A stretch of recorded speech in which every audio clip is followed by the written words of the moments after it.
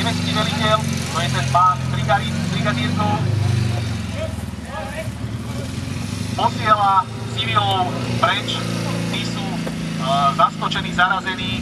Vzadu vidíte, ako sa ženičky boja, pochopili, že v najbližších chvíľach sa strhne zrejme v dedine niečo zlé. To, že prichádzajú do obce vojenské jednotky, samozrejme neznamenalo nikdy nič dobré. Mohlo sa síce jednať o kolónu, ktorá len prechádzala obcov, ale väčšinou to znamenalo, že do dediny alebo do obce vchádzajú vojenské jednotky, ktoré v nej...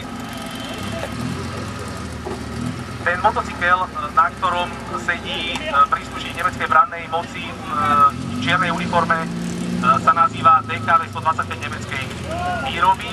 Ďalej už ale prichádza do obce nemecké ľahké pancierované prieskumné vozidlo SDKFZ 223 v žltej alebo tmavo-žltej kamufláži.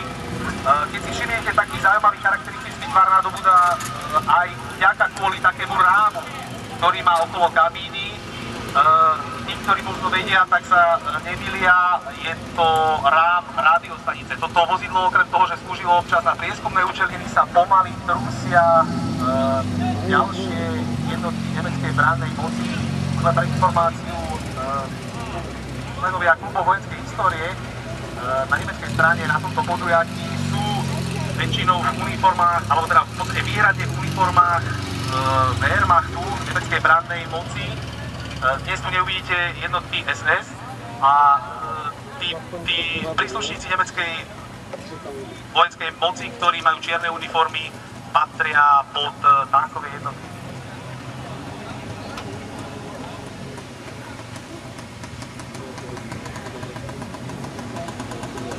Kolóna vchádza do slovenskej dediny, vpredu je opäť motocykel nemecký a za ním je štátne nemecké auto KDF 82. KDF je skratka pre nemecké výrazy Kraftfahrzeuge. A za nimi známa silueta Volkswagenu Provagu. Toto vozidlo bolo vyrábané už od 30. rokov minulého storočia. Samozrejme, tu ho máme vo vojenskej úprave.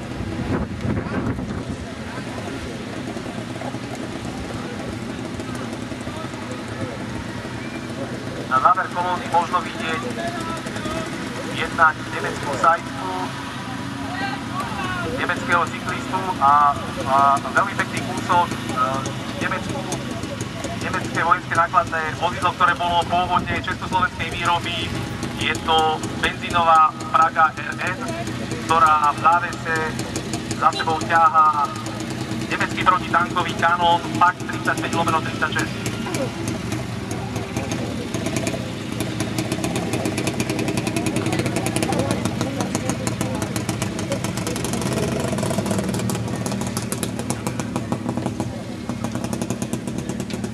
Slovenskí dedičania stoja tak trošku strnuli, sledujú obsah veliaci, dôstojníci a podôstojníci majú všetko vo svojich rukách.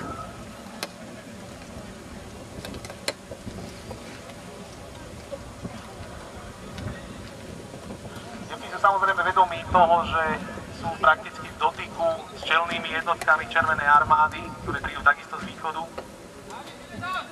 A vstup do dediny zabezpečili strážnou jednotkou, ktorá má informovať jednotky, ktoré sú priamo v kopci, ktoré zriaďujú polný lazaret o prípadnom nebezpečenstve.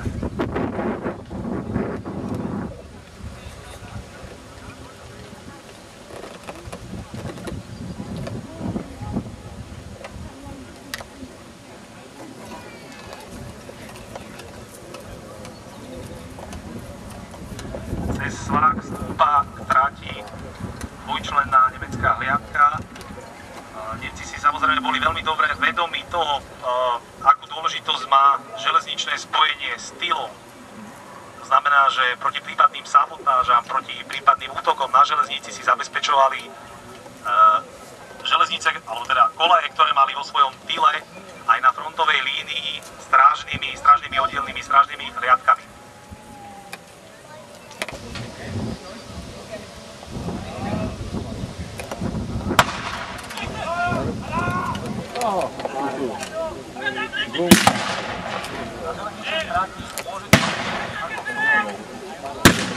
vstupujú do boja čelné jednotky, prieskumníci Červenej armády, snajperka, ktorá je zaradená, teda sovietská snajperka, zaradená do prieskumnej jednotky, zasiahla a zranila jedného z reakcujúcich vojakov.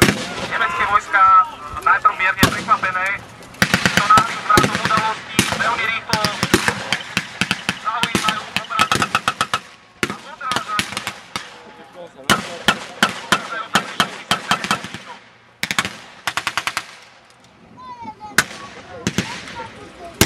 Vidíte, že sovietský prieskum je automatizovaný, to znamená, prieskumníci pre zvýšenú palebnú silu nosili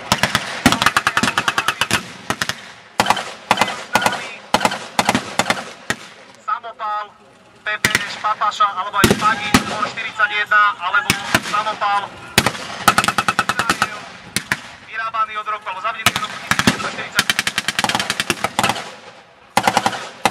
Vidíte, že nemecká branná moc nenechávala väčšinou svojich zranených a niekedy ani mŕtvych na pospas, na bojovej línii a sťahovala ich do zadných pozícií, do polného obväzišťa.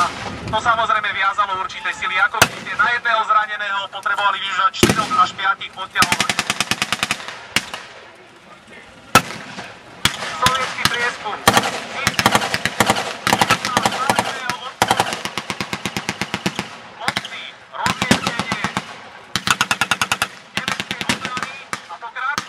Prakticky bez strát, opäť za železničnú stráť. Pozadí priebeh tohto prieskumu sledovali sovietskí pozorovatelia. Dôstojníci a podôstojníci, ktorí si podrobne zaznamenávali miesta palebného odporu. Zistenie týchto miest bolo dôležité preto, aby v priebehu ďalšieho boja veľmi spoľahlivo zasahovali miesta palebného odporu buď delostreleckou alebo gulometnou palbou alebo primovaním lietadiel, alebo aspoň za použitia pechoty, aby ich úspešne a prekvapivo likvidovali. Do výpadu proti prieskumníkom zasiahol už spomínaný ľahký pancierový voz SDKFZ 223, ktorý mal lefetovaný vo svojej nízkej otočnej veži nemecký gulomet MG Maschinengewehr 34.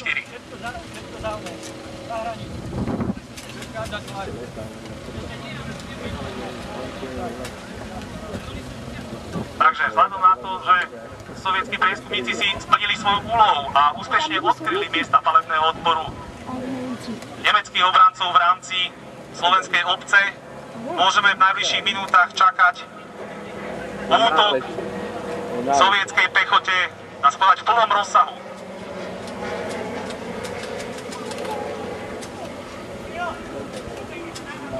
Nemecký podôstojník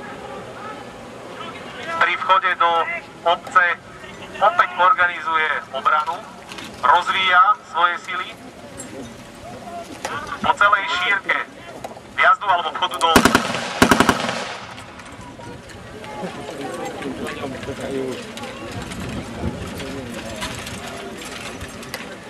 Príslušník nemeckej brannej moci vyháňa z miesta bojov miestnych obyvateľov. Miestni obyvateľia môžu byť svojím spôsobom radi, že s nimi Nemci naložili takto. Nebývalo zriedkavosťou, že Nemci pri svojich ústupových bojoch použili miestnych obyvateľov na opevňovacie práce. To znamená, boli nútene pod zbraňami nahnaní do kopania zákopov a iných prekážok proti postupujúcim sovietským vojskám v nemeckom týle, ktorý bol veľmi blízko frontovej línie.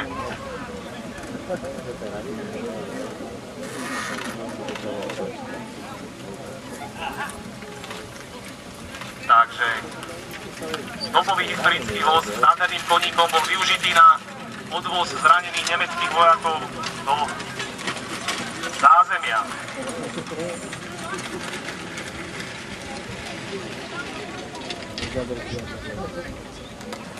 Napríklad piloti v nemeckej armáde, ale bolo to tak aj v sovietskej armáde, mávali hodnosti väčšinou dôstojnícke, minimálne poddôstojnícke.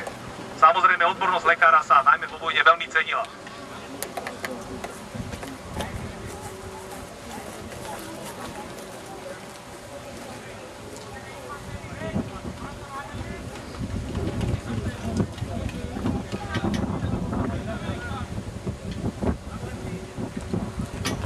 Takže posledný rozhovor miestnych občanov ovládajúcich nemčinu s nemeckým velením, posledné informácie a civilisti sú posielaní preč z miesta budúcich bojov do zázemia.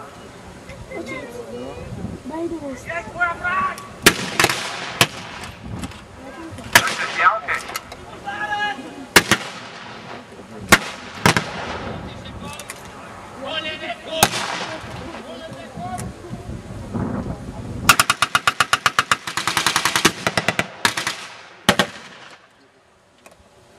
streľbu, ktorú vedú nemeckí obrancovia dediny.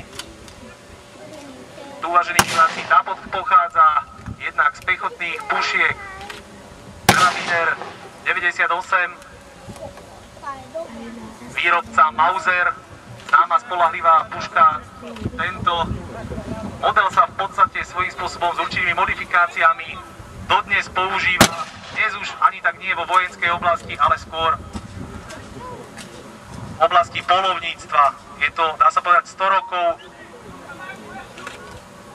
alebo teda v priebehu 100 rokov osvedčená spoľahlivá puška. Medzi ďalšiu výzbroj nemeckých obrancov patria nemecké samopaly, Maschinenpistole 40, zbraň, ktorá je nesprávne nazývaná aj Schmeisser. Zhruba v strede obce zaujíma palebné postavenie nemecký protitankový kanón PAK, čiže Panzerabwehrkanone vzor 35, aj so svojou osadkou. Vidíte, že osadka sa skladala z veliteľa, z nabíjača, strelca a pomocníkov a osadka bola často chránená jednými až dvoma členmi, ktorí mali vo výzbroji pušky alebo samopaly. Na kolej vchádza historický vláčik, ktorý má predstavovať vlak, dobový vlak. Takýchto vlakov sa na území celého Slovenska zapojilo do bojových operácií, alebo teda skôr do logistických operácií, ktoré súviseli s bojovými operáciami, nespočet. Jednalo sa teda o obyčajné civilné vlaky, ale na území Slovenska operovali aj pancierové vlaky. A to nie len povstalecké, ale bol to pomerne značný počet nemeckých obrnených vlakov.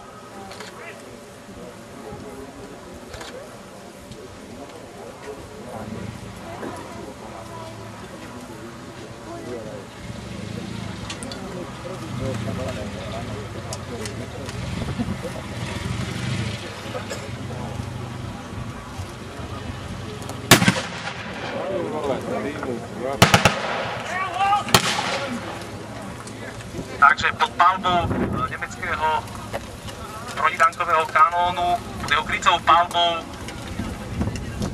časti nemeckej brannej moci sťahujú svojich zranených prostredníctvom parnej lokomotívy a súvisiacej súpravy do zázemia. Je to samozrejme o ťažšie raneného príslušníka nemeckej brannej moci. Takisto mať možnosť vidieť, ako sa sťahujú do zázemia aj členovia voľného nemeckého lazaretu.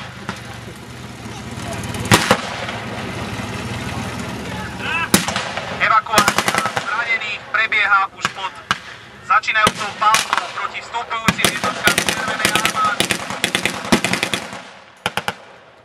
Evakuácia prebieha v chvate.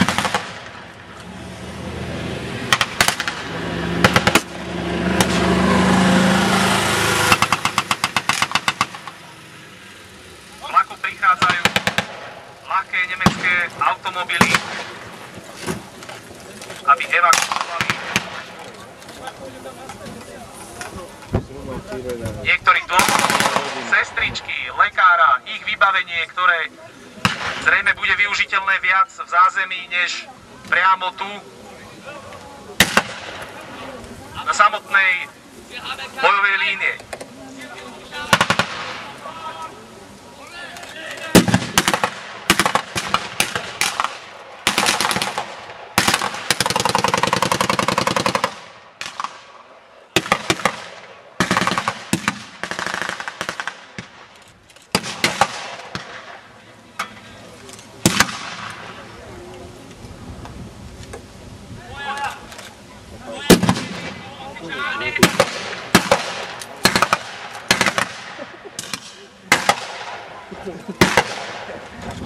Všimnite si, usielú sa sovieti rojnicu, ktorá postupuje po celej šírke do obce.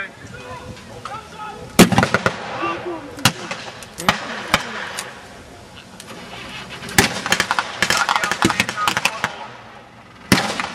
veľkú očakávaciu. Skutočný boj príde, až keď sa sovieti dostanú na kraj obce.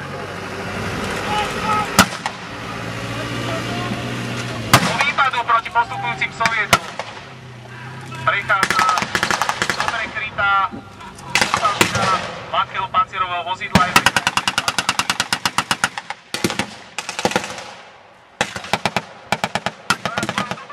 Pasívnou pancierovou ochranou a veľmi nebezpečným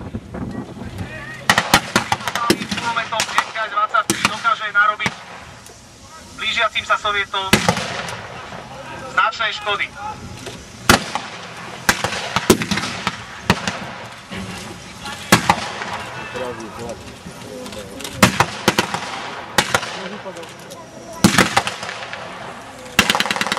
Tak sa nám pomaličky sťahuje do zázemia.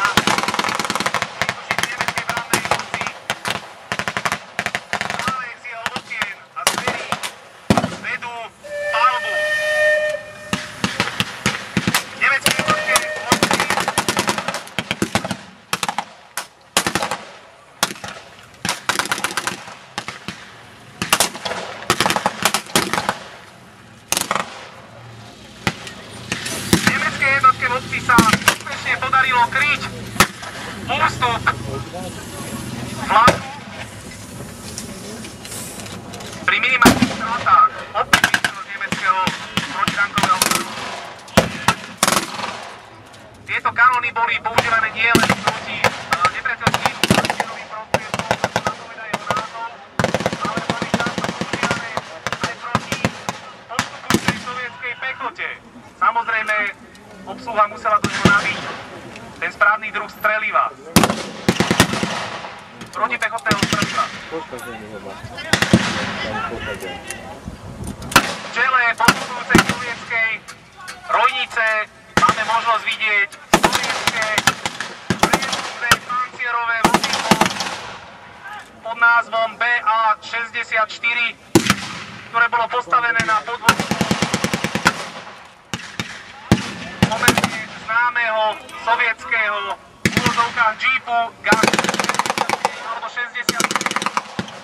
Jednalo sa teda o rovnaký podvozok, na ňom bola postavená len pancierová nadstavba. Toto vozidlo malo takisto lafetovaný sovietský gulomet.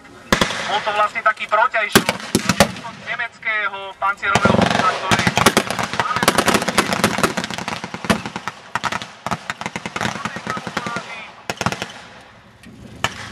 sovietské príslušné bojové vozidlo BA-64 malo lafetovaný gulomet DT-27 respektíve 28. Sovieti v rojnici zaujali pozície na úrovni cintorína, ktorý sa nachádza pri vstupe do obci. Pripravujú sa na záverečný útok. Po vašej ľavej strane máte možnosť vidieť ťažký pechotný gulomet, ktorý teraz strieľal známy Maxim 1910 aj obsluhou.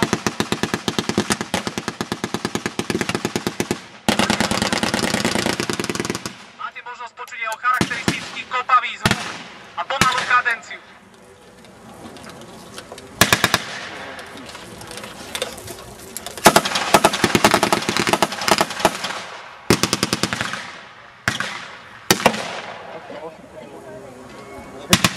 Sovietská jednotka konsoliduje svoje sily.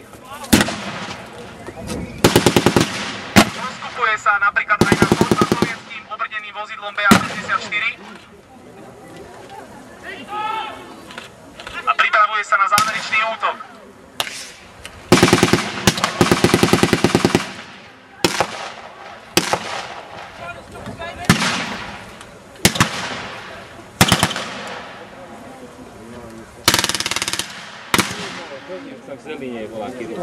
Medzi mladými stromami v miestach, kde nám horí dymovnica, ste mali možnosť vidieť krátky súboj.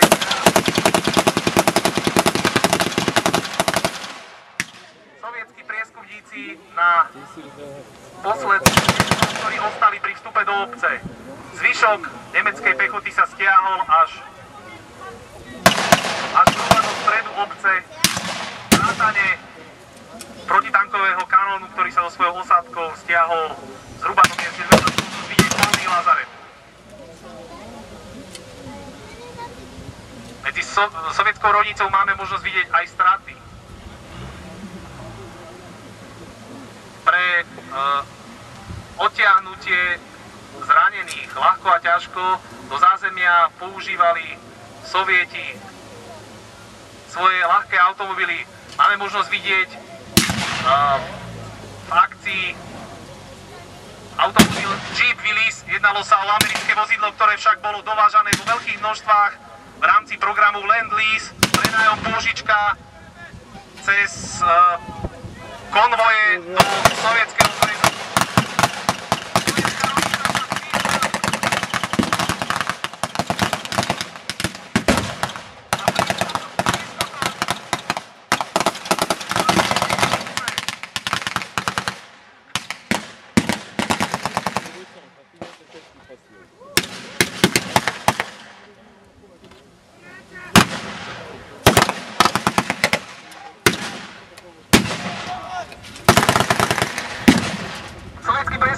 Automačíci zlikvidovali posádku nemeckého pancierového vozidla, čistia a prezerajú, či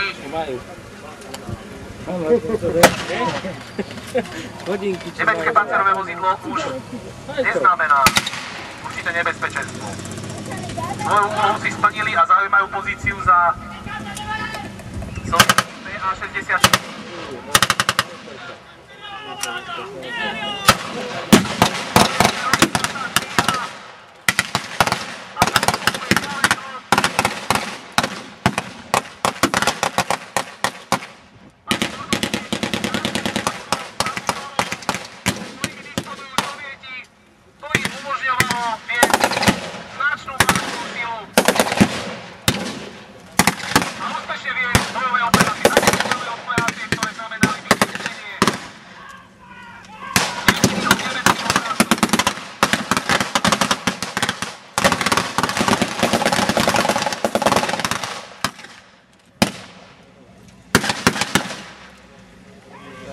Napravo mali možnosť vidieť určitú ukážku, kde sa v dedinách, kde sa v domoch vrátili Nemci. Sovieti museli pracne čistiť dom od domu. Na dome mohol čakať nemecký samostatník, alebo nastražená pásť, alebo mína. Tieto operácie, tieto čistiace operácie boli veľmi nebezpečné, zložité, náročné.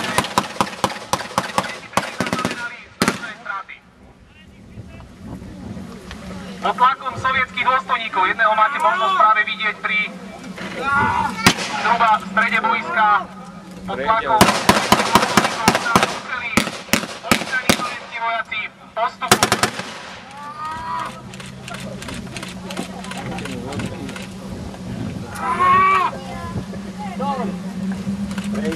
Takže Sovieti sa zhruba v sile jedného družstva prebojovali až do centra obce.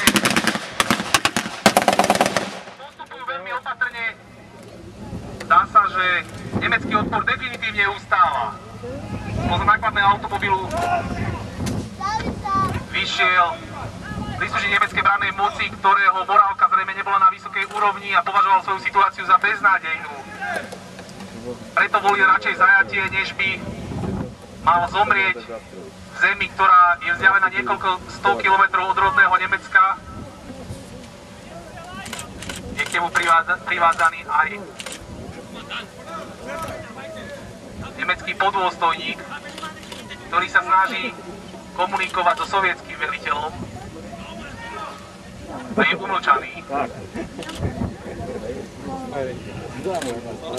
Sovieti zabezpečujú domy, ktoré dobili a samozrejme odvádzajú dôstojníka, podôstojníka a bližšie nešpecifikovaného člena nemeckej právnej moci do zázemia. Dá sa povedať, že vo vojne sú veľmi dôležité informácie a lepšie ako mŕtvý nepriateľ je nepriateľ, ktorý vám poskytne informácie. To znamená podôstojníkov a dôstojníkov, teda osoby, ktoré mohli sovietským sílám poskytnúť nejaké dôležité informácie pre vedenie ďalších útočných bojov, nestrieľali a odvádzali do zázemia, kde ich vyslýchali za použitie rôznych metód.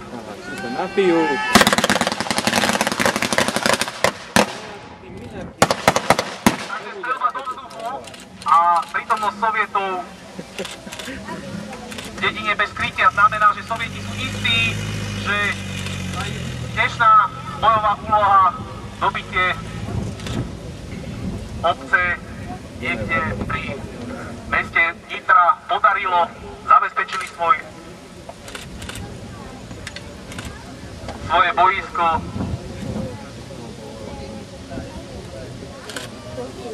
Máte možnosť vidieť, že prehľadávajú mŕtvych Nemcov. Samozrejme, bola to vojna a každá korisť, ktorá napomohla budúcemu vedeniu bojových operácií, bola dobrá. Znamená, nemôžeme im to zazlievať. Každá výstrojná súčiastka od mŕtvého nepriateľa, ktorá uchránila sovietského vojaka od zranenia alebo zabitia, alebo zlepšila jeho možnosť prežitia, tak bola vítaná.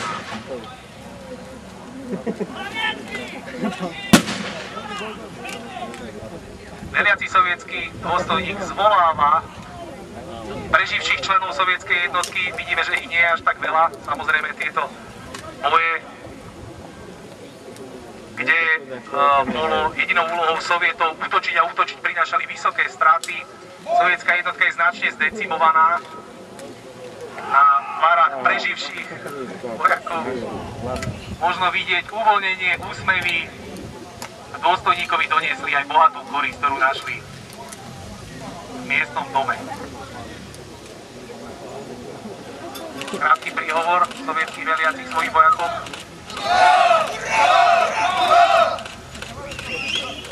A trojnásobný výkrik hurá znamená, že naša ukážka sa dostala do jej záveru. Veľmi pekne vám ďakujem za vašu prítomnosť. Samozrejme, poprosím vás ešte raz o potlesk pre členov klubu vojenskej histórie, ktoré vám dnes odohrali túto dnes zhruba polhodinovú ukážku. Vážení diváci, ďakujeme veľmi pekne za vašu prítomnosť.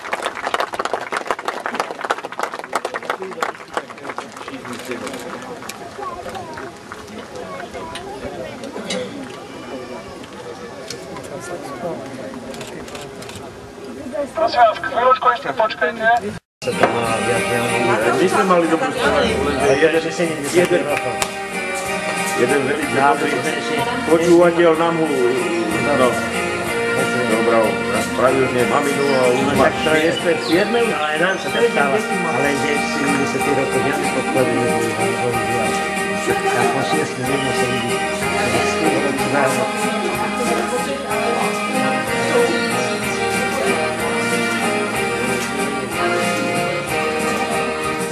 no fakt je kucba. Čo? Toto? Pozri sa.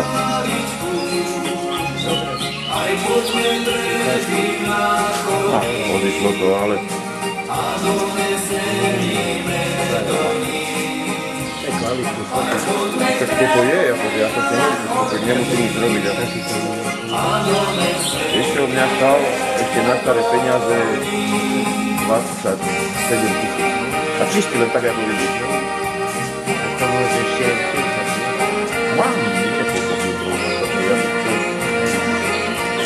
Aj na tmu mám tam bola